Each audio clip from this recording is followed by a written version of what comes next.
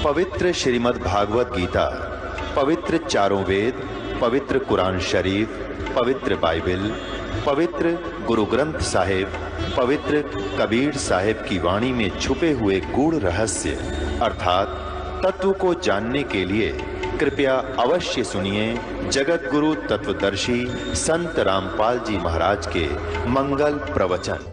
पुणात्माओं, ये कुरान शरीफ का ज्ञान हजरत मोहम्मद का खुदा उसको बता रहा है। ये मुसलमानों का खुदा है जो पवित्र कुरान शरीफ का ज्ञान दाता है। ये ध्यान रखना, जिसे निष्कर्ष निकलेगा। देखो, अब 55 पढ़ ली।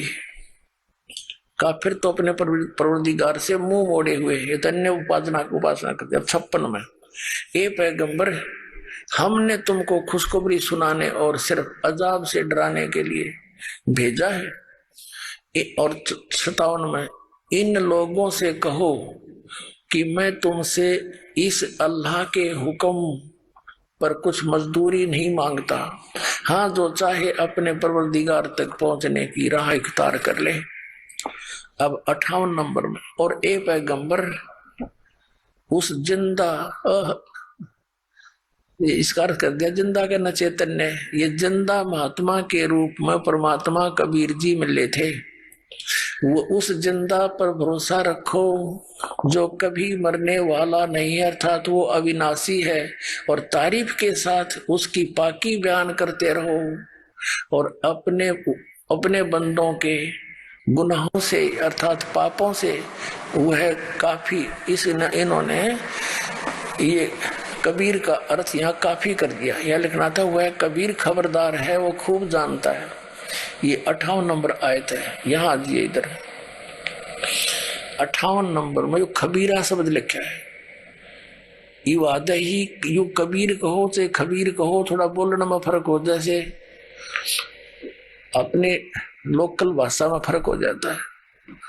जैसे पलवल साइड में लोकल व्यक्ति वहां के पलवल को परवर बोलते हैं, परवर, वो पलवल नहीं कहते, परवर। और दरिया को वो दरिया बोलते हैं, दरिया।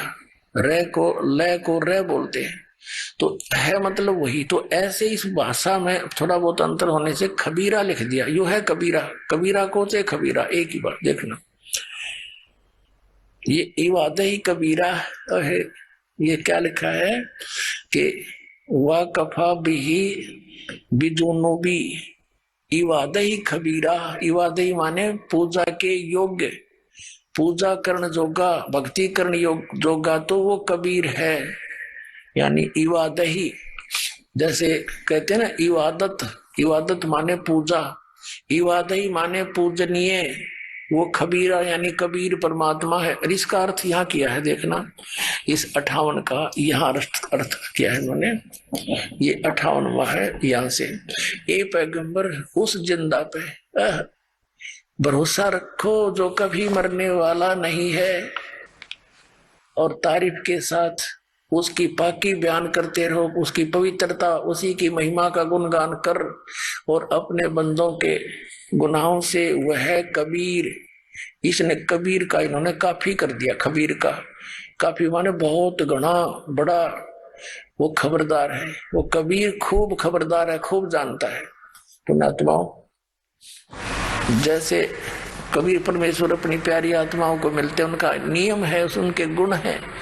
तो हमने हिंदू, मुसलमान, सिख, ईसाई, जैनी आदि कितने भी धर्म बना लिए हों, लेकिन हम सब बच्चे तो उसी परमात्मा के हैं। अब जो भी यूं दिखाई देता पिछला पुनकर्मी प्राणी है और इसने काल दुरुपयोग करेगा, तो क्या बताता है कि परमात्मा कहते हम मोहम्मद के पास गए थे, हजरत मोहम्मद के पास।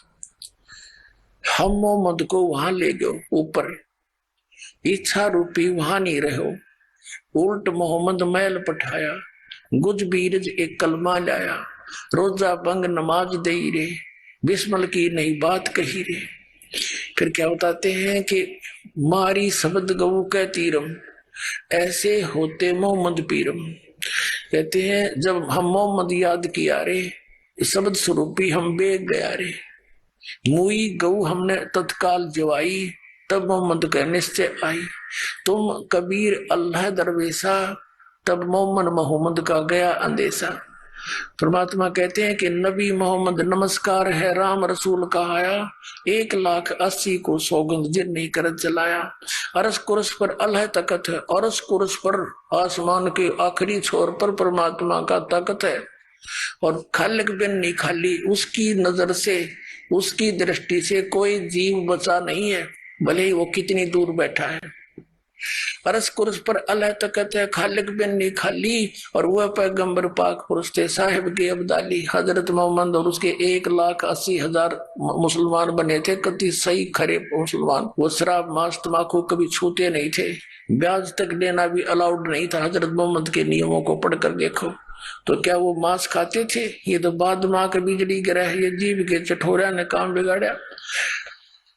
अब जैसे पवित्र हिंदू धर्म है, मुसलमान धर्म का इसलिए विरोध करता था कि वो मांस खाते थे। अब हिंदू धर्म में बिजली गिर गई।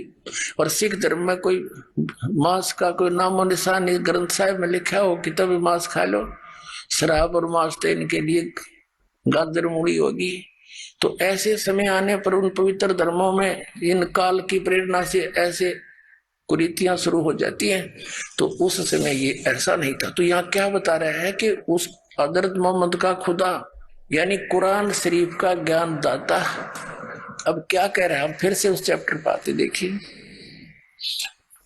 ये आयत नंबर 58 हम फिर से पढ़ेंगे।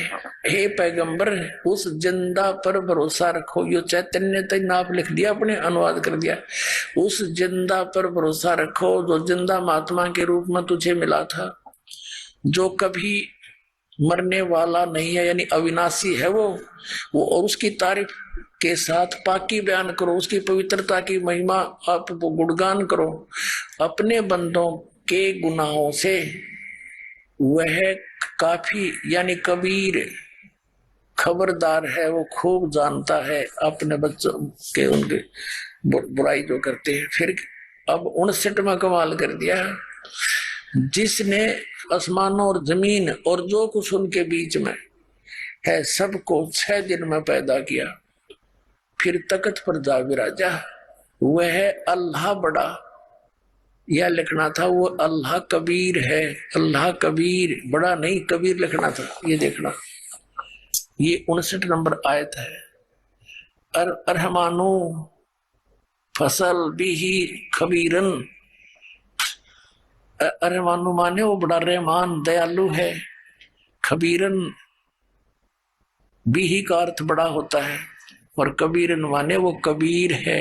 या देखो ये लिखा है कि वो बड़ा रहमान है, जिसने आसमानों और जमीन और जो कुछ उनके बीच में है सबको 6 दिन में पैदा किया, फिर तख्त पर जा विराजा। वह अल्लाह बड़ा, वह अल्लाह कबीर रहमान है, दयालु है।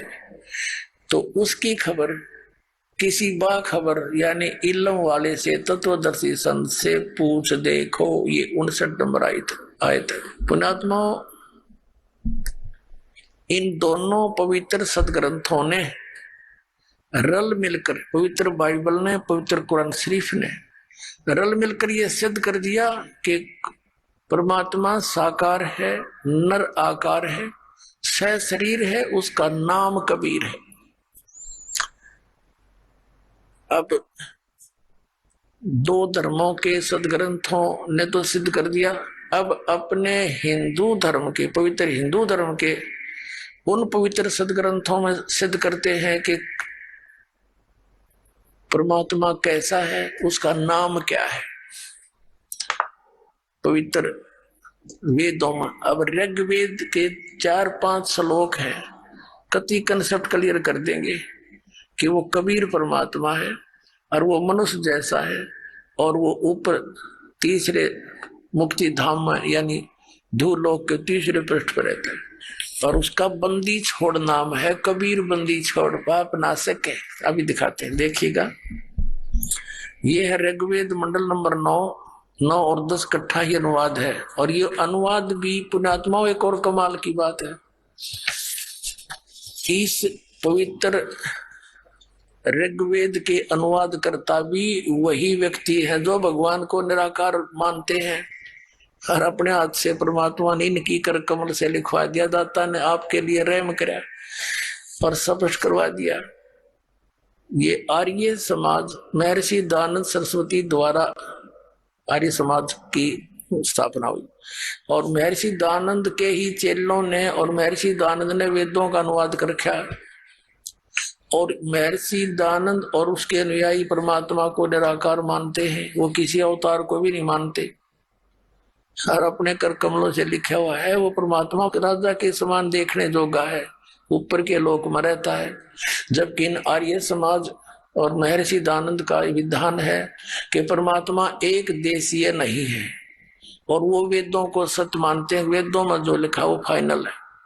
तो ये दास अनुवाद करता है इनका, वो तो करना ही है और कर भी रखा दास ने, लेकिन किससे का नहीं जच्चा हो। आपको तो चलो यकीन हो जाता है क्योंकि आप तो परमात्मा के बच्चे हो, इतने प्रमाण देखकर मानोगे कि ये दास जो बोल रहा है सारी सच्ची है।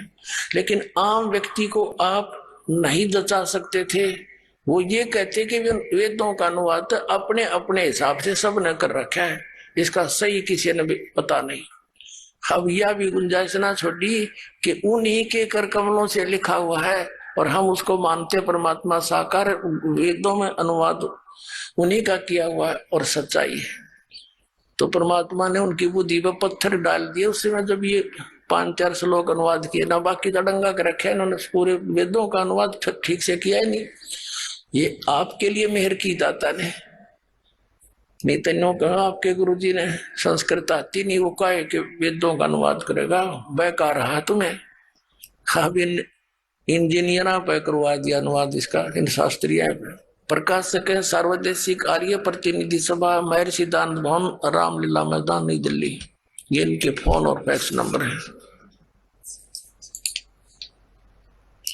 मुद्रक है Prince Offset Printers 1510 Pataudi House, Triyaganj, Nai Delhi. ये देखिएगा ऋग्वेद मंडल नंबर 9 और सूक्त 86, इसका मंत्र नंबर 26।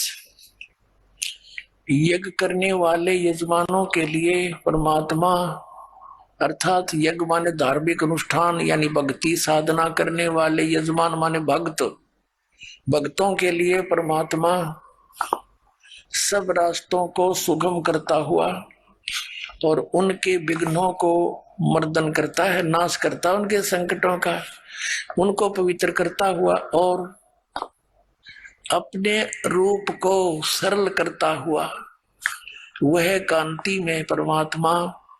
इन्होंने यहाँ कबीर का अर्थ सर्वज्ञ कर दिया, ये लिखना था वो कबीर देव। अब ये कंसेप्ट क्लियर करना पड़ेगा यहाँ पर, क्योंकि परमात्मा कहते हैं 9 मन सूत उलझिया, इन्होंने 9 मन सूत उलझा रखा है।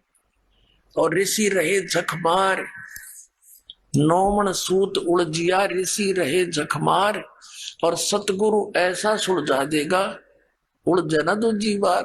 अब देखना ये यजुर्वेद है, इन महर्षि दयानंद द्वारा इसका अनुवाद है और ये कहाँ से प्रकाशित है? प्रकाशक सार्वदेशिक कार्य प्रतिनिधि सभा 2/5 महर्षि दयानंद भवन, रामलीला मैदान, नई दिल्ली। और महर्षि दयानंद द्वारा इसका अनुवाद है। मुद्रक है Prince Offset Printers 1510 Pataudi house, नई दिल्ली, दरियागंज, नई दिल्ली। अब इसके 36वें अध्याय का प्रथम मंत्र है, ये 60-30 अध्याय यानी 36वां अध्याय यजुर्वेद भाषा भाष्य, ये 36वां अध्याय है, ये प्रथम मंत्र है। रेचम वाच्यम परपदे मनो यजु परपदे, ये यजु शब्द है। ये यजु शब्द है, 1-2 अपसर्ग लगा रखे हैं इसके, इसका यहाँ अनुवाद है इसी में महर्षि दयानंद ने किया है। यजु माने यजुर्वेद, बिल्कुल सही है, क्योंकि यजुर्वेद की महिमा लिखी जा रही थी, बोली जा रही है, तो यजु लिखा है। यजु का अर्थ अंडरस्टूड है कि यजुर्वेद के बारे में जानकारी है। तो जहां पर इन्होंने कवि कर दिया, कबीर का अर्थ कवि कर दिया, तो उसका अर्थ है कबीर देव। वो लिखना पड़ेगा, जहां प्रसंग बस परमात्मा की जहां महिमा चल रही होगी तो लिखना पड़ेगा कबीर का अर्थ कबीर देव। और जहां काव्यकार की महिमा में वहां कवि शब्द प्रयोग है तो वहां काव्यकार लिखना पड़ेगा। सर्वज्ञ का तो इसमें मतलब है नहीं लिखने का, कोई कवि सर्वज्ञ हुआ ही नहीं है। अब ये अंडरस्टूड होगा।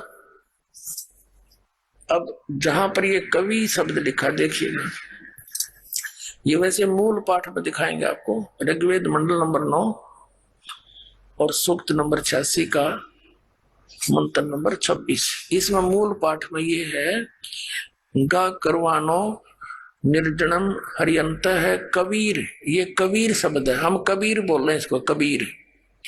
और इन्होंने इसको संधि छेद करके ऐसे लिख दिया, तो इन्होंने यहां लिखना पड़ेगा हमने, वो कबीर देव है, क्योंकि परमात्मा की महिमा चल रही है यहाँ पर, परमात्मा की, वो किसी कवि की नहीं है।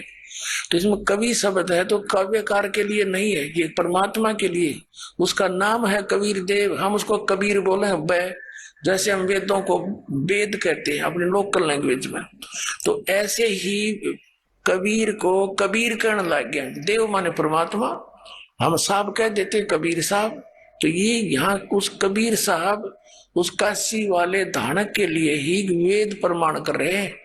और परमात्मा ने 600 वर्ष पहले कहा था, धर्मदास वेद मेरा भेद है, मैं ना मिलूं वेदन के माही, और जौन वेद से मैं मिलूं। वो वेद जानते नहीं, क्योंकि वेदों में महिमा तो कबीर परमेश्वर की है, लेकिन वे ऑफ वर्शिप, पूजा का मार्ग जो है, भक्ति का मार्ग केवल इस ब्रह्म तक का है। ओम नाम का जाप है, 500 यज्ञ है, नथिंग एल्स। तो उसके लिए ऑप्शन छोड़ रखा है यजुर्वेद अध्याय नंबर 40 के श्लोक नंबर 10 से लेकर 13 में, कि परमात्मा ने कोई तो नो क्या जन्म लेकर आवे है, कोई नो को जन्म लेता ही नहीं, वो तो निराकार है। इसकी जानकारी भी तत्वदर्शी संत बताओगे, उनसे सुनो, वो बताएंगे। ऐसे गीता जी अध्याय नंबर 4 के श्लोक 34 में, गीता ज्ञान दाता भी ब्रह्म है, ये कहता है उस तत्वदर्शी संत के पास जाकर उस परमात्म तत्व को, परमात्मा के उस तत्व ज्ञान को समझो, मैं नहीं जानता। तो यहाँ अब आप फिर आइए इसके ऊपर, ऋग्वेद मंडल नंबर 9 सूक्त 86 का मंत्र 1 हम पढ़ रहे हैं। अब हम यहाँ आगे कि अपने रूप को सरल करता हुआ वह कांति में परमात्मा कबीर देव लिखना पड़ेगा। यहाँ कबीर देव यानी कबीर साहब विद्युत के समान क्रीड़ा करता हुआ वर्णीय पुरुष को प्राप्त होता है। वर्णीय माने यानी श्रेष्ठ, अच्छी आत्मा को मिलता है। उसका उद्देश्य वो कहाँ रहता है? ऋग्वेद मंडल नंबर 9 सूक्त 86 का मंत्र 27 में है, वो प्रकाश पुंज परमात्मा, जो परमात्मा ध्रुवलोक के तीसरे पृष्ठ पर विराजमान है, वहां रहता है तीसरे पृष्ठ पर। अब जैसे पवित्र बाइबल ने यही बताया कि 6 दिन में सृष्टि रच का 7वें दिन तख्त पर जा बैठा, यही प्रमाण कुरान शरीफ ने दिया, पर यही पवित्र वेद बता रहे हैं, आगे दिखाते हो वह परमात्मा ध्रुवलोक के तीसरे पृष्ठ पर, यानी सतलोक की भी 3 डिवीजन है। जैसे दिल्ली हमारा राजधानी है, लेकिन एक बाह्य दिल्ली है, एक फिर अन्य सराउंडिंग बाजार वगैरह है, फिर एक राजधानी है। ऐसे उस तीसरे स्थान पर परमात्मा की राजधानी है, बाकी उसकी सृष्टि वहां पर अलग से। अब हम देखते हैं आपको, वो परमात्मा वहां बैठा ही स्पष्ट हो गया तीसरे धाम पर, तीसरे पृष्ठ पर विराजमान। अब देखना ऋग्वेद मंडल नंबर 9 सूक्त 82 और मंत्र नंबर 1 में, जो सर्व उत्पादक प्रभु यानी सबकी उत्पत्ति करने वाला परमात्मा, प्रकाश रूप, सद्गुणों की वृष्टि करने वाला, पापों का नाश करने वाला, हरण करने वाला, वह राजा के समान। अब देखो 269 पर पढ़ रहे हैं हम, आगे 270 पर चलेंगे। 270 पर आ गया। राजा के समान दर्शनीय है, देखण जोगा है, साकार है, मनुष्य सदृश्य है, और वह पृथ्वी आदि लोक लोकांतरों के चारों ओर शब्दमान हो रहा है। वह वर्णीय पुरुष को, जो दृढ़ भक्त है, उसको पवित्र करता हुआ प्राप्त होता है। जिस प्रकार विद्युत स्नेह वाले स्थानों को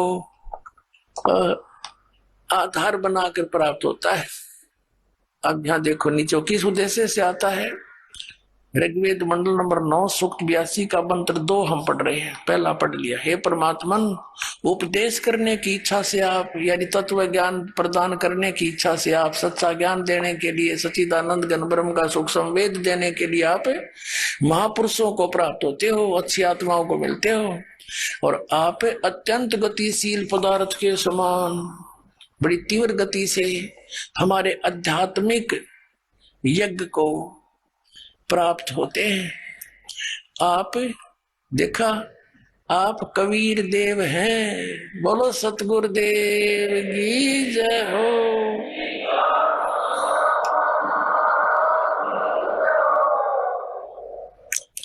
आप कबीर देव हैं, कबीर साहब हैं, शुद्ध स्वरूप हैं। हमारे पापों को दूर करके हे अमर परमात्मा आप हमको सुख दे। अपना आत्माओं, अब क्या सिद्ध हुआ कि परमात्मा मनुष्य सदृश है, और जैसा कि पवित्र बाइबल ने, पवित्र कुरान शरीफ ने बताया, ऐसे ही पवित्र वेदों ने बताया कि वो परमात्मा धूलोक के तीसरे पृष्ठ पे, यानी ऊपर तेजो में, धूलोक माने तेजो में, लोक में वो परमात्मा विराजमान है। और मनुष्य सदृश है, राजा के समान दर्शनीय है, वहां से चलकर आता है, अच्छी आत्माओं को मिलता है। तो ये लीला करी किसने है? परमेश्वर कबीर साहब ने, काशी वाले दानक परमात्मा ने, काशी वाले जुलाहे ने की। तो who is God? Kabir is God. अपना तुम ये कंसेप्ट क्लियर हुआ, परमात्मा सह शरीर है। और पवित्र गुरु ग्रंथ साहिब के अंदर भी प्रमाण है कि परमात्मा मनुष्य सदृश है, वो साकार है और उसका नाम कबीर है। 721 पृष्ठ पर लिखा है कि एक अर्ज गुप्तम पेश तोदर कून करतार, हक्का कबीर करीब तू बे परवरदिगार है। कून करतार शब्द स्वरूपी राम है। हक्का कबीर माने तू सत कबीर, अविनाशी कबीर, तू परवरदिगार है। प्रश्न नंबर 24 पे लिखा है गुरु ग्रंथ साहिब के अंदर, फाई सूरत मनुकी वेश, ए ठगवाड़ा ठगी देश, खरा सियाना बहुता भारी, धानक रूप रहा करतार। काशी में परमात्मा को देखकर नानक साहिब ने कहा था। अपना आत्मा, ये तो कंसेप्ट क्लियर हो गया कि कबीर इज गॉड। और वेदों में यहां तक लिखा है कि उसको बंदी छोड़ कहते हैं। वो कबीर बंदी छोड़ है। देखना, ये यजुर्वेद, ये वही यजुर्वेद है, महर्षि दानव सरस्वती द्वारा अनुवादित, प्रकाशक के सार्वदेशिक आर्य प्रतिनिधि सभा 2/5, महर्षि दानव नई दिल्ली। ये महर्षि दानव सरस्वती कृत, ये वहीं से प्रकाशित है। अब इसके अध्याय नंबर 5 के और श्लोक नंबर 32 को आपको दिखाते हैं। ये देखना, 5वां अध्याय, 5वां अध्याय यजुर्वेद भाष्यम, यहाँ है 5वें अध्याय का ये 32वां श्लोक है। 32वां, इसमें क्या लिखा है? उसी असी कबीर अंगारी असी, इसको कबीर कहो, कबीर कहो, कबीर अंगारी असी, बम्भारी असी, बम्भारी अवसुर असी, दोषवान सुधन्यो असी। और फिर यहाँ क्या दिखा है? रत धामा सवर ज्योति।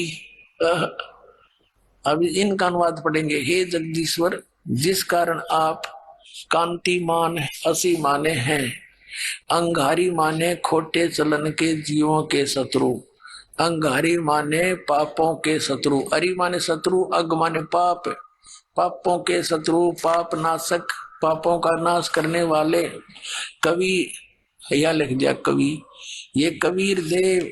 ये देखो कबीर, हम कबीर कहते हैं इसको, कबीर, कबीर देव हैं आप, कबीर देव हैं। और बम्भारी माने बंधनों के शत्रु, अरि माने शत्रु, बम्ब माने बंधन, आप बंदी छोड़ हैं, बंधनों के शत्रु, बंदी छोड़, हम उसको बंदी छोड़ कहते हैं। और आप रत धामा सवर ज्योति, सवर ज्योति माने स्वयं प्रकाशित लोक में, लोक है कौन सा? रत धामा, सत धाम युक्त असी माने हैं। रत माने सत, ये लिखे रहे हैं खुद अर्थ। रत माने सत, और धाम का अर्थ धाम लिख दिया। हम लोग कह दे हैं आप सतलोक में रहने वाले हो, आप सतलोकवासी हो, सतलोक में रहने वाले हो, रित धामा अपनात्मा। हम आते उस प्रसंग पे परमात्मा मिलने क्यों करें, वो कौन सा वे ऑफ वर्शिप है, परमात्मा के पाने का कौन सा मार्ग है, पूजा का कौन सा मार्ग है, कौन सा तरीका है, और किस महापुरुष ने उस मार्ग को अपनाया है और जिसने भगवान पाया। आदरणीय धर्मदास साहिब ने, आदरणीय धर्मदास साहिब जी ने परमात्मा मिले, उनको परमात्मा ने ये मंत्र दिया। देखो पुण्यात्माओं, परमात्मा के दर्शन से नहीं, परमात्मा के द्वारा दिए गए ज्ञान से मोक्ष होगा। जैसे एक पौराणिक कथा है, पार्वती जी अपने पति भगवान शंकर के साथ रहती थी और एक दिन, और वो 107 बार जन्म और मर चुकी थी। भगवान शिव ने उनको मंत्र नहीं दिया। फिर नारद जी ने उनको बताया कि माता, भगवान शंकर जी के पास एक ऐसा मंत्र है, आपको मंत्र दे दें जाप करने का, तो जब तक भगवान शिव रहेंगे आप नहीं मरोगी, आप बार बार मर रही हो। अब लंबा प्रसंग ना करें, इतना सा बताएंगे। तब भगवान शंकर से उसने करबद्ध होकर के याचना की थी मंत्र की। तो भगवान शिव ने वो मंत्र दिया जिससे पार्वती की आयु अब आगे इतनी होगी कि वो जब तक भगवान शिव रहेंगे इतना मरे को नहीं, इतना अमर है वो मंत्र। अपने आत्मा भगवान शंकर के साथ तो रहा करती, जब भी मोक्ष ना आया, दर्शन से मोक्ष होता थे, जितना मोक्ष उनसे हो सकता है। तो कहने का भाव ये है कि परमात्मा कबीर जी 120 वर्ष रह के गए यहाँ पर और दर्शन पता नहीं कितना न करे, तो कितने मोक्ष हुए। हम यही धक्के खा रहे सारे, क्योंकि हमने भगवान के द्वारा बताए उस मार्ग को ग्रहण नहीं करा, जिससे हम भक्ति युक्त होकर उस भक्ति के बल से, भक्ति की प्रेशर से तब हम वहां जा सकते हैं। फिर काल हमें कैच नहीं कर सकता, हम इतनी स्पीड से निकलेंगे वहां से, इसके सब हथियार फेल हो जाएंगे। तो वो मंत्र चाहिए हमने। तो वो मंत्र कौन सा है? आदरणीय धर्मदास साहिब जी ने वही 2 अक्षर का मंत्र जाप किया और फिर सार नाम, आदि नाम, जिसको तीसरा नाम कहते हैं, वो सार नाम दिया। लेकिन इन सब को नाम दे करके परमात्मा ने कह दिया था कि धर्मदास मेरी लाख दुहाई, ये सार नाम की दबार न जाई, अरे सतनाम को किसी को मत देना, तुम अपने खुद जाप करना। किन किन को बताया था 2 अक्षर का मंत्र? आदरणीय धर्मदास साहिब जी को, आदरणीय मलुकदास साहिब जी को, आदरणीय नानक साहिब जी को, आदरणीय दादू साहिब जी को, आदरणीय गरीबदास साहिब जी गांव छुड़ानी जिला झज्जर वाले को, आदरणीय गीसा दास साहिब जी गांव खेखड़ा जिला मेरठ उत्तर प्रदेश वाले को। और इनसे कह दिया था कि अभी इसको सार्वजनिक ना करना, नहीं तो ये काल के दूत इन्हीं मंत्रों को देना शुरू कर देंगे। और ये अधिकारी है ही नहीं, क्योंकि इनका सिर पैर नहीं कहीं से, ये अधिकारी नहीं है। और अनधिकारी के द्वारा ये मंत्र प्राप्त हो गया तो भी काम नहीं करे। और जिनको परमात्मा आए उनको ये मंत्र दिया। अब देखो कंसेप्ट क्लियर हो जाए, जब परमात्मा मिले इनको और उन्होंने उनको विधि बताई, गुरु रूप में आए और उनको बताया कि आप ये मंत्र जाप करो, इससे मोक्ष होगा। उन्होंने वो जाप किया, लेकिन उनको साथ में एक हिदायत दी थी कि इस सतनाम को किसी को बताना नहीं, गुप्त रखना। ये देखिएगा, ये है सब तो बड़ी भाई बाले वाली जन्म साखी। ये doctor Jawahar Singh, Kripal Singh and company. ये देखिएगा, ये है ई जन्म साखी अज तक छप चुकिया नालों वड्डी है, सब तो वड्डी ते पुरातन है, पुरानी भाई बाले वाली जन्म साखी। श्री गुरु नानक देव जी दी पंजे साहिबा दी साखी ते 10 पातशाह दे जीवन चरित्र समेत मुकम्मल साखियां हन। प्रकाशक हैं doctor Jawahar Singh, Kripal Singh and company. पुस्तकों वाली गली नंबर 8, बाग रामानंद, अमृतसर। ये यहाँ से छपी है। अब इसमें दिखाते हैं आपको समंदर की साखी में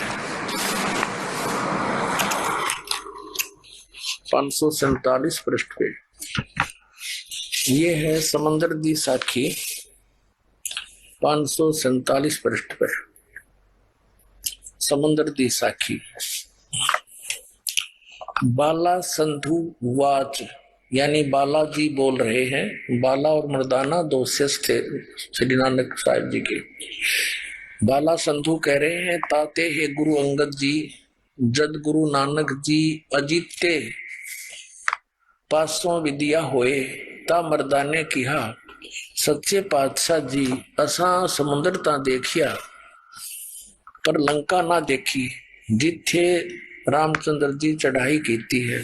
ता गुरु नानक जी किहा चलो भाई बाला ते मर्दाना तुहानू रंज नहीं करना चाहिए करना आंखें मीटो जा आंखें मीटे खोलियां ता समुद्र दे कंडे जाई खड़े होए ते आखण लगे बाला ते मर्दाना मेरे पीछे पीछे चले आओ मुखों वाहिगुरु वाहिगुरु कहंदे आओ ते अगे अगे गुरु जी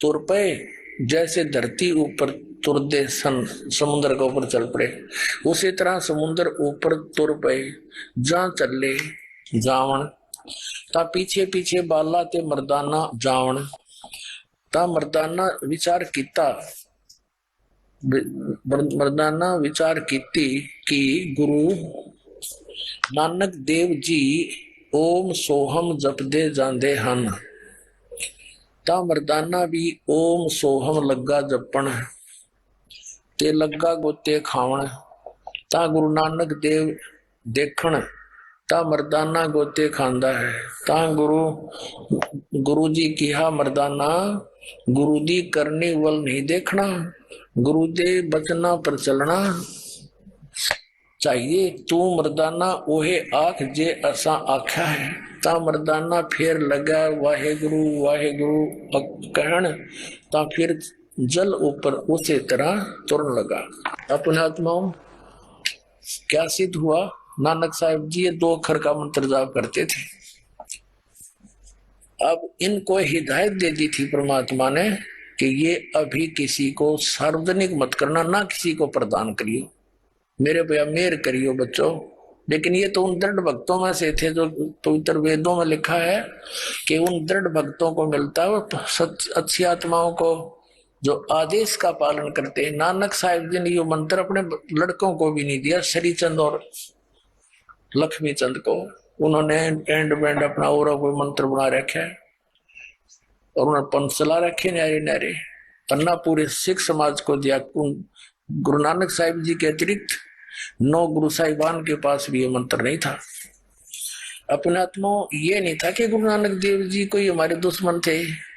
उनको हिदायत थी कि इनको तुम ये अमृतवाणी बोल कर छोड़ दो ये इनको पढ़ते रहेंगे धर्म पुण्य करते रहेंगे। इनका ग्लूकोज लगा दी ग्लूकोज से रोग तो कटता नहीं लेकिन शरीर खराब नहीं होता जब तक सर्जन नहीं आता। जैसे कोई सर्जन है बाहर और कोई इमरजेंसी केस आ गया तो डॉक्टर से फोन पर बात करते हैं कंपाउंडर या डॉक्टर दूसरे तो कहता है ग्लूकोज लगा दो तुम मैं आकर ऑपरेशन करूंगा। तो तब जब तक डॉक्टर घंटे 2-4 घंटे में नहीं आता इतने वो मरे को नहीं। ग्लूकोज से शरीर खराब नहीं होता। तो ये महात्मा पुण्यात्मा आकर के हमें एक ग्लूकोज ला के चले गए। अभी तक इन वाणियों को पढ़कर धर्म पुण्य कर करके इनके जन्म मनुष्य के होते रहे मोक्ष तो नहीं हो सकता था इससे। अब ये ग्लूकोज ला कर छोड़ गए। अब परमात्मा ने दास भेज दिया सर्जन बना कर ये सारा रोग काट देंगे। अब इनको दृढ़ आदेश था ये दिखाता हूं आपको कि ये किसी को नहीं बताना। ये देखना साखी सचखंड दी साखी सचखंड दी ये है 275 पृष्ठ पे 275 पृष्ठ में।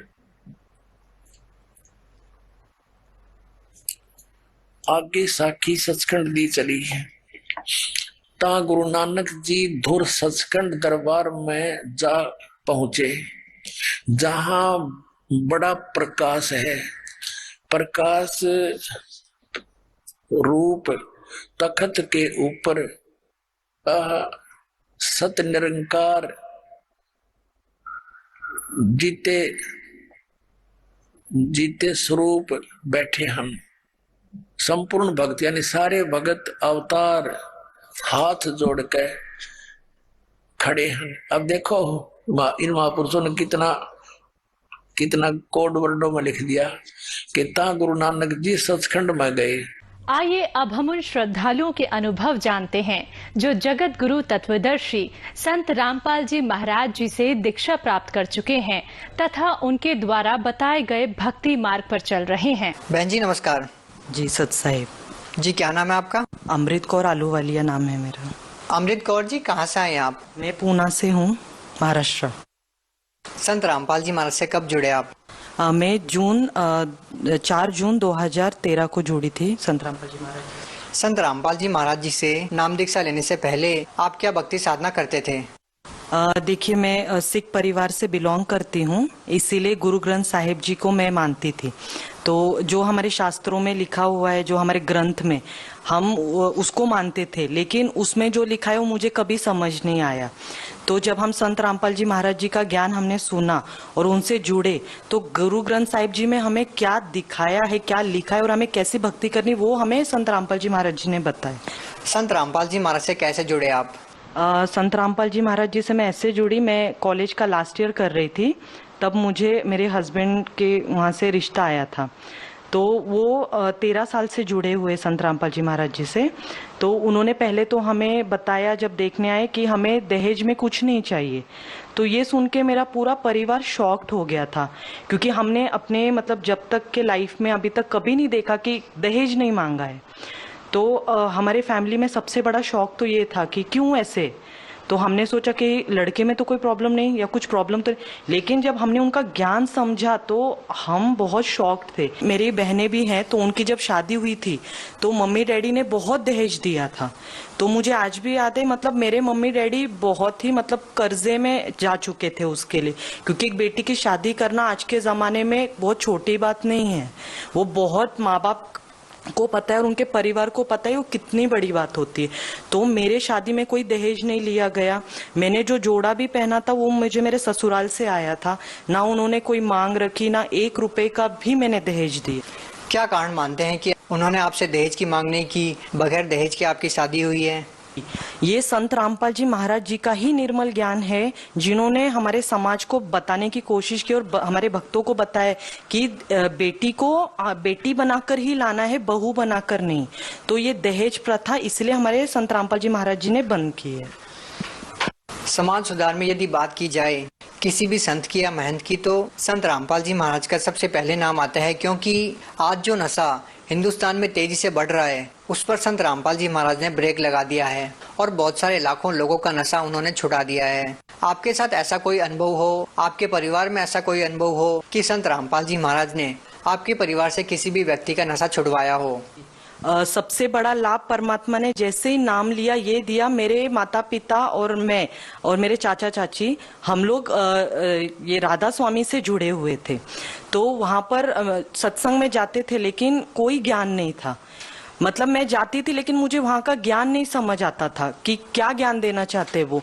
वहां पर बताया जाता था कि आप परमात्मा आपको परीक्षा लेने के लिए भेज रहे हैं, फिर उसके बाद में आपको परीक्षा देनी है, शरीर चेंज का आना है। मतलब ये इसका कोई मीनिंग नहीं, मीनिंगलेस था मेरे लिए ज्ञान। तो मेरे डैडी फिर भी नशा करते थे, वहां पर बताया जाता था नशा नहीं करो, लेकिन मेरे डैडी ने नहीं छोड़ा। जैसे ही संत रामपाल जी महाराज जी से हम जुड़े, वो दिन और आज का दिन है, हमें भक्ति ये नाम दीक्षा लेकर आज 4 साल हो चुके हैं पूरे। मेरे डैडी ने फिर से कभी सिगरेट की तरफ या शराब की तरफ देखा भी नहीं है।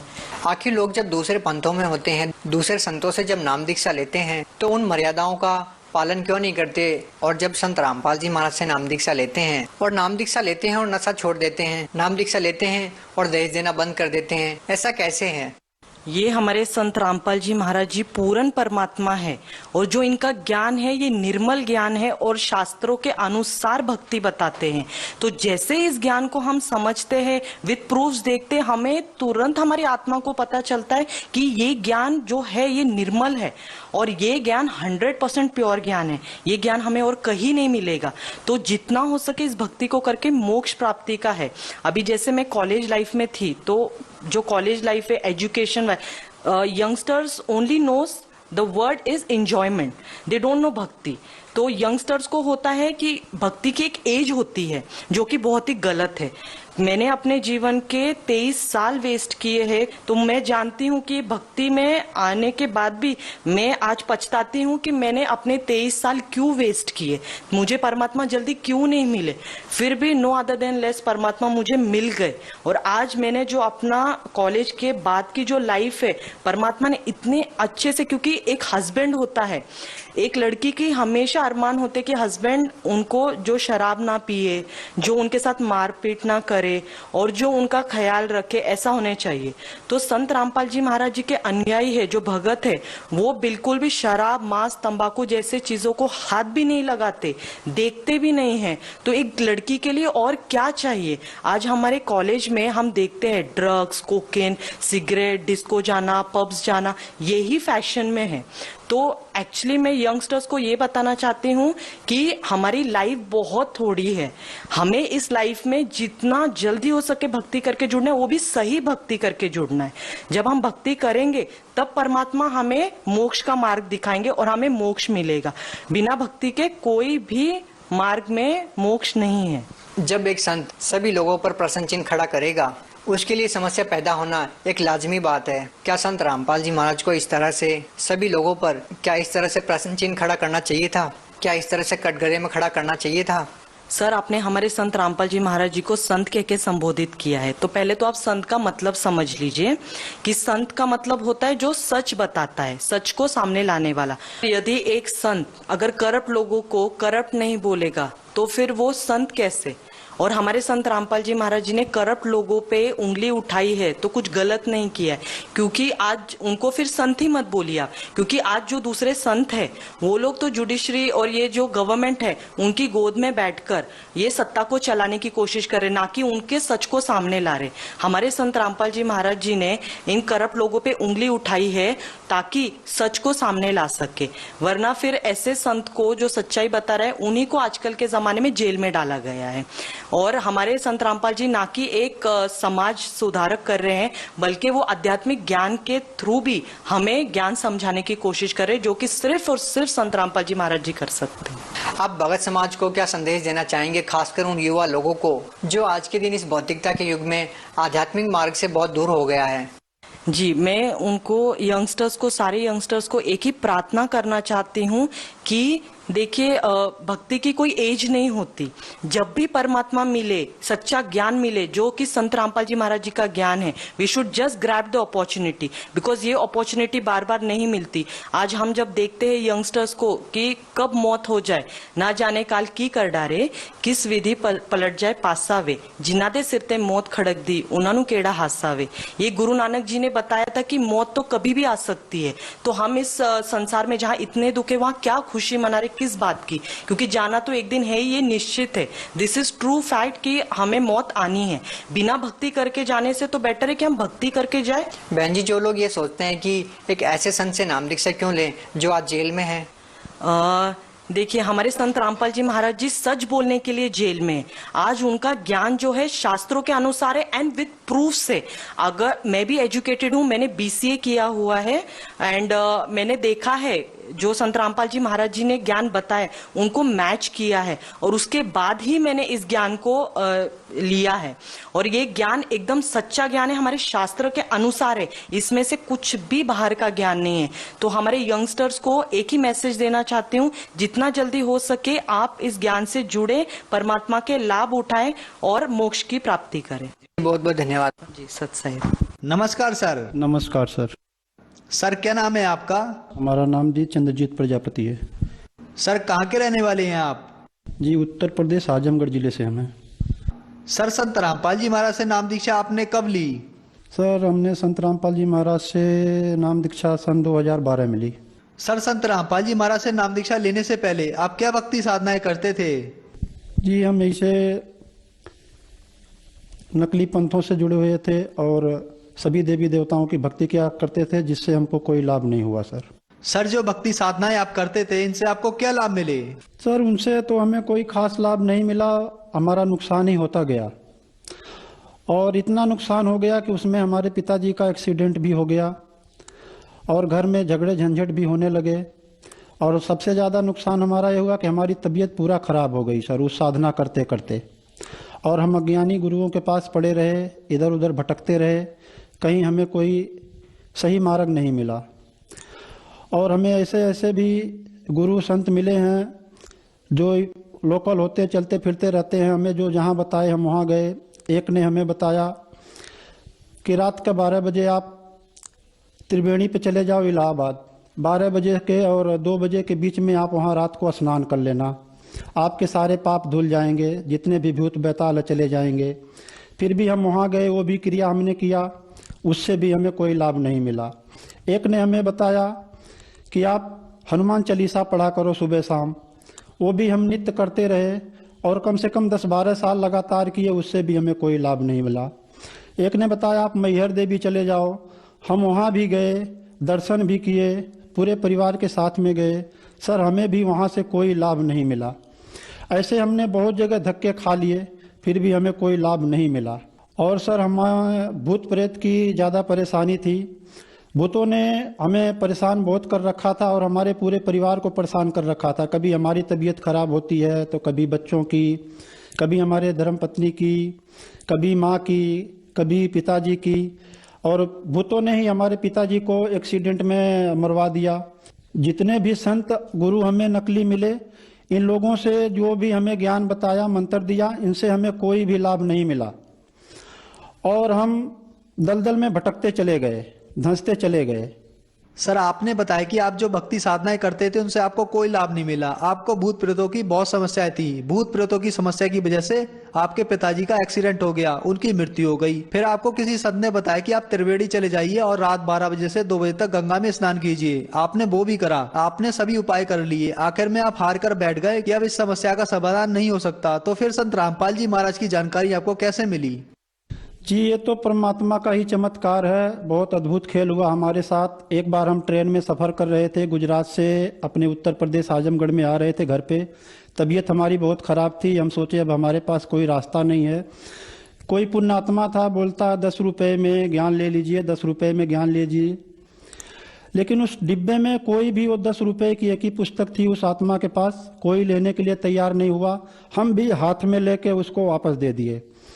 वापस दे देने के बाद हम बोले भाई ऐसे ही सब पाखंडी हैं, ये बात है वो बात, हमने भी भला बुरा कहा। हम परमात्मा से प्रार्थना भी करते हैं कि उस गलती का हमें क्षमा करना मालिक। फिर जब वो भगत उतरने लगा, बोला इसमें कोई अच्छी आत्मा नहीं है, सब के सब ऐसे ही हैं। फिर उतरते उतरते हमारे आत्मा में एकदम फड़क से उठी और जैसे मालिक बोले हों कि जा ले ले। फिर हम बोले भगत जी हमको दे दो। उसने हमें 10 रुपये की किताब दिया, बोला आपका उद्धार हो जाएगा। इतना बोलते ही वो फिर पता नहीं कहाँ गायब हो गया, हमें दिखाई भी नहीं दिया। गाड़ी खड़ी थी, फिर भी हम खोजते रहे कहाँ गया, वो हमें कहीं नहीं मिला। वो ज्ञान गंगा किताब हमको मिली थी 2010 में और पढ़ते पढ़ते हमको 2 साल लग गए। हम इसलिए पढ़ रहे थे कि इसमें क्या सच्चाई है क्या नहीं है। कुछ हम वेदों से मिलाने लगे, गीता जी भी अपने पास रखे थे उससे भी मिलाने लगे और लोगों के पास भी जाने लगे। तो हमको सब यही कहते ये गलत है गलत है गलत है। तो वो पढ़ते पढ़ते पढ़ते पढ़ते हमारी तबीयत इतनी सीरियस हो गई कि हमको BHU हॉस्पिटल बनारस जाना पड़ा। वहाँ जाने के बाद डॉक्टरों ने बोला कि आपका कोई इलाज नहीं है। 3200 रुपये की हमारी जांच भी करवाई, भारी भारी टेस्ट भी करवाए। और हम गुजरात में भी रहते हैं, वहाँ भी हमको मोरबी जिले में भी दिखाया गया, राजकोट में भी दिखाया गया, बड़े बड़े डॉक्टरों से दिखाया गया, लेकिन हमारा समाधान कहीं नहीं हुआ।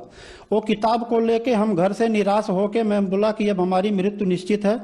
उस किताब को लेके, एड्रेस को लेके हम फोन करके सतलोक आश्रम बरवाला जिला हिसार में हम पहुंचे। अंदर गए, अंदर जाते ही हमको मालिक से नामदान मिला। तो फिर सर संत रामपाल जी महाराज से नाम दीक्षा लेने के बाद आपको क्या लाभ मिले? तो संत गुरु रामपाल जी महाराज के शरण में आने से, नाम दीक्षा लेने से हमें बहुत लाभ मिला है। जैसे कि हमें 12 साल से बवासीर भगंदड़ की बीमारी थी। एक बार हमने ऑपरेशन भी करा लिया था। फिर उन्हीं डॉक्टरों ने दोबारा जब दिखाने गए तो बोला ये ज़्यादा हो चुका है, अब BHU बनारस चले जाओ। वहाँ भी हमने दिखाया तो वहाँ के डॉक्टरों ने हमें मना कर दिया। हमारा छोटा भाई भी गया था, उससे बोल दिया कि भाई इनका कोई इलाज नहीं है, जांच भी करवाए, सब देख लिए। हम 6-7 दिन वहाँ रुके भी थे। रुकने के बाद हम घर पे आ गए। उसके बाद हम संत गुरु रामपाल जी महाराज के शरण में आए और इनके शरण में आने से हमारा 12 साल जो पुराना बीमारी था भगंदड़ का, बवासीर का, और हमारी आंतें भी खराब हो चुकी थी और लीवर भी कमजोर हो चुका था। हम दिनों पे दिन आधी रोटी भी खाने लगे थे, पानी भी ठीक से नहीं पी पा रहे थे और कुछ काम भी नहीं कर पा रहे थे। सर BHU से मुझे डॉक्टरों ने वापस भेज दिया था। तो गुरुजी से नाम लेने के बाद मेरे को बिना दवाई, बिना कोई टैबलेट, न कोई झाड़ फूक, मात्र नाम लेने से गुरुजी का, परमात्मा का नाम लेने से, संत रामपाल जी महाराज जो नाम देते हैं, जो दीक्षा देते हैं, उसके मंत्र से कोई भी रोग, मेरा पेट का जो बीमारी था, आंत एक तरफ की खराब हो चुकी थी, पूरी खराब हो चुकी थी। डॉक्टरों ने बोला था जो भगंदड़ की बीमारी थी वो भी हो पूरा एकदम जोर पे थी। बोला कोई इलाज ही नहीं है, पूरा आपका गुद्दा काट के निकालना पड़ेगा। और लीवर में भी प्रॉब्लम था। ये सब बीमारी जो मुझे इतने सालों से परेशान की थी, 10-12 सालों से, और मैं मिर्चा भी बिल्कुल नहीं खा पा रहा था। आज भी मेरे परिवार इसके गवाह हैं। ये सब चीजें सदगुरु रामपाल जी महाराज के शरण में आने से, छू मंत्र, नाम लेने से छू मंत्र हो गई और आज मैं पूरा स्वस्थ हूँ। मेरा परिवार, मेरा पूरा गांव गवाह है। जितने भी भगत हैं आजमगढ़ के, सब लगभग मेरे से मिले हैं, जानते भी हैं, मुझे पहचानते भी हैं। वो भी जानते हैं कि भगत ठीक हो गया है। तो सदगुरु रामपाल जी महाराज के शरण में आने से मेरे इतने कष्ट और भूत प्रेत की बाधा भी 25 साल से थी और उसमें मेरे पिताजी की भी मृत्यु भी हो गई और घर में भी सब बीमार बहुत रहते थे, हमारे बच्चे भी, हमारे भक्तमती भी, और हम ज्यादा उन्हीं की वजह से बीमार रहते थे। जहां जाओ झाड़ फूक करवाने हो, वो ये बताता है, कोई जिन्न बताता है, कोई मेस्तर बताता है। जहां भी जाओ कोई 1000, कोई 500 रुपए मांगते हैं, ले लेके पैसे हमें खाली गिराते चले जाते हैं। और वो सब बीमारी से जूझते जूझते हमें जब गुरु जी का मंत्र, परमात्मा कबीर साहब संत रामपाल जी महाराज के रूप में आए हुए हैं, उनसे नाम दीक्षा लिया, तो ये सारी समस्या हमारी भूतों प्रेतों की चुटकी में परमात्मा ने दूर कर दिया। आज हमारा शरीर पूरा फुला हुआ है, हम खुश हैं, पूरा परिवार हमारा सुखी है और पूरे परिवार सहित हम संत रामपाल जी महाराज के शरण में हैं। हमें आज कोई दुख नहीं है, न कोई दवाई लेते हैं, न कोई खाते हैं। कभी अभी जब से हमने 2012 में नाम लिया था उसके बाद आज तक हमने कोई दवाई नहीं खाई और ना हमारा परिवार कोई दवाई खाया है और आज हम पूरा सुखित हैं संत रामपाल जी महाराज के शरण में आके नाम दीक्षा लेके। सर, आपने बताया कि आपको 12 साल से बवासीर की बीमारी थी, आपने इलाज भी कराया, आपको भगंदर हो गया, आपकी एक आंत खराब हो गई, आपका गुर्दा भी खराब था, लीवर भी कमजोर था, आप में बीमारियां थी। डॉक्टर ने आपको मना कर दिया था कि आपको घर ले जाया जाए और सेवा करें। फिर आप संत रामपाल जी महाराज की शरण में आए। संत रामपाल जी महाराज ने आपको इन बीमारियों से छुटकारा दिलाया और जो आपको 25 साल से भूत प्रेत की समस्या थी, जिसकी वजह से आपके पिताजी की मृत्यु हो गई थी, उससे भी संत रामपाल जी महाराज ने आपको छुटकारा दिलाया। इस बात का गवाह आपका पूरा गाँव है। तो जो श्रद्धालु आपको टीवी पर देख रहे हैं, आप उन लोगों को क्या संदेश देना चाहते हैं? क्या वो लोग भी ठीक हो सकते हैं संत रामपाल जी महाराज से नाम दीक्षा लेने के बाद? उनको आप क्या कहना चाहते हैं? जी, हम सभी श्रद्धालुओं के, भक्तात्माओं को जो इधर उधर भटक रहे हैं और ऐसे ऐसे गुरुओं के पास जाके अपना मूल जीवन जो गंवा रहे हैं, हमने भी बहुत भटका है, बहुत जगह जगह हमने गए हैं। हमें जो जहां बताया है वहां गए हैं। हमें कोई बताया कि आप द्वारिका चले जाओ, हम द्वारिका भी गए हैं। कोई बताया सोमनाथ चले जाओ, हम वहां भी गए हैं। कोई बताया आप त्रिवेणी पे चले जाओ, संगम में, इलाहाबाद, वहां भी हमने रात को भी गए हैं। ऐसे ऐसे हम बहुत प्रमाण बताते हैं। बिहार हम गया में भी गए हैं। कोई बताता बैद्यनाथ चले जाओ, आपकी सारी समस्या दूर हो जाएगी। रात रात भर हमसे कोई संत ऐसे मिले हैं जो जाप करवाए हैं। हम बहुत जगह भटके हैं, तो आप लोग को से प्रार्थना है कि आप लोग भी ऐसे ऐसे जगह मत जाइए। यहाँ से आपको भी लाभ नहीं मिलेगा, छुटकारा आपका नहीं होगा। और आप लोगों से हम प्रार्थना करते हैं कि आप शास्त्रों को पहले सतगुरु रामपाल जी महाराज जो हैं, इनके किताबों को पढ़िए, देखिए, समझिए, शास्त्रों से मिलाइए, फिर आप देखिए।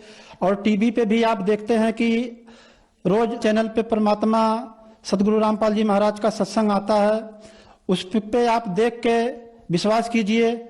जैसे हमारे रोग ठीक हुए हैं, आप लोगों का भी ठीक हो सकता है। परमात्मा सब पे दया करते हैं, आप पे भी करेंगे। और इधर उधर भटकने से अच्छा है कि परमात्मा आए हैं, आप लोग आए, नाम दीक्षा लें और भक्ति करें, अपना कल्याण कराएं। हम आपसे यही प्रार्थना करते हैं।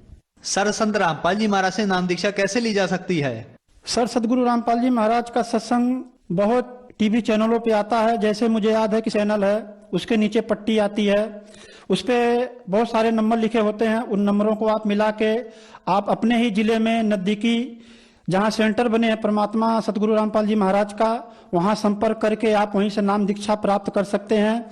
घर बैठे आप भक्ति कर सकते हैं, सारे सुख परमात्मा आपको देंगे। नाम दीक्षा लें और अपना कल्याण कराएं। धन्यवाद सर। सत साहिब।